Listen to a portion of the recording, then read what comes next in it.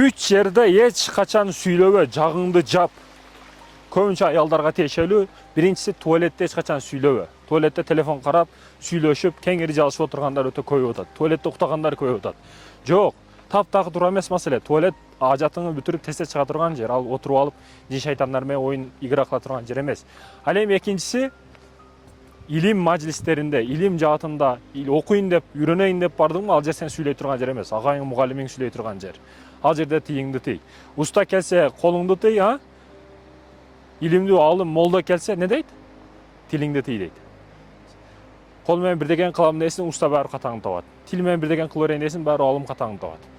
Ошондуктан экинчи маселе бул. Ал эми үчүнчү маселе кандай десеңиз, аялдар эриңиздин алдында тилиңизди тыйыңыз.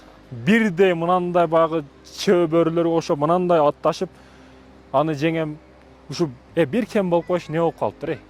Ката кээ бир аялдарга таң калам, ката ошол жакта болуп турат. Баары бир күрөсүнүн үстүнө үстөмдүк кылыч деген түшүнүгү бар да. Өзүнүн карышкыр ойлоп алган. Мындайда семирбейсиң сен.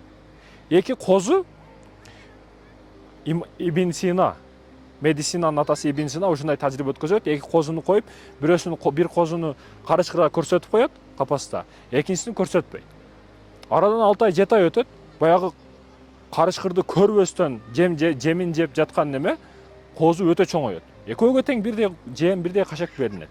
Бирок баягы карышкырдын көзүнөн коркуп, көз карашынан коркуп дайым аны көрүп турган козу семирбейт.